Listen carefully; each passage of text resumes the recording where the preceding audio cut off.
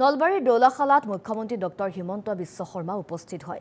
ৰাজ্যিক পৰ্যায়ত নিচাযুক্ত দ্ৰব্য বিনিষ্ট অভিযানত অংশগ্ৰহণ কৰে মুখ্যমন্ত্ৰীগৰাকীয়ে। মুঠ ৪,০৭২.৫১ কোটি টকাৰ মূল্যৰ নিচাযুক্ত দ্ৰব্য বিনষ্ট কৰা হৈছে আজি নলবাৰীত। নলবাৰীৰ চতুৰ্থ আৰক্ষী বাহিনীৰ চৌহদত নিচাযুক্ত সামগ্ৰীসমূহ দাহন কৰে। উপস্থিত থাকে মন্ত্ৰী জয়ন্ত মল্ল বৰুৱা, বিধায়ক নাৰায়ণ ডেকা।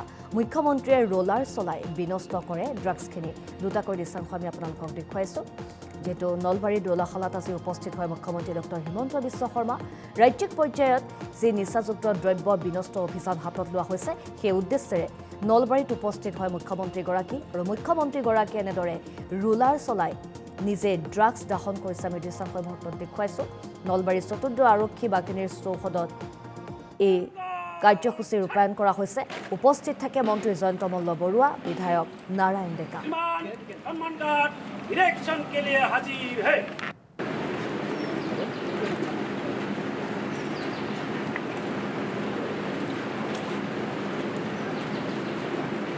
চতুৰ্থ আৰক্ষী বাহিনীৰ আজিৰ এই দিনটোত আমি 472.51 কোটি টকাৰ মূল্যৰ ড্ৰাগছ বিনষ্ট কৰিবলৈ আজি আমি ইয়াত সমবেত হৈছোঁ। আমাৰ হাতত যিমানখিনি ড্ৰাগছ আছে এই ড্ৰাগছখিনি আমি অহা 10 দিন জ্বলাই থাকিব লাগিব। অৰ্থাৎ আজি আমি যিখিনি কৰিলোঁ সেইখিনি প্ৰতীকী, কিন্তু ইয়াত আমাৰ যিমান ড্ৰাগছ আছে এই ড্ৰাগছখিনি আমি অহা 10টা দিন আমি ইয়াতে জ্বলাই থাকিব লাগিব।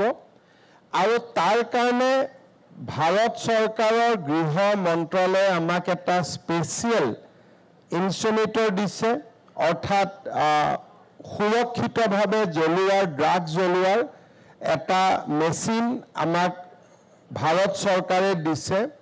ইয়াক আমি দৌলাখালত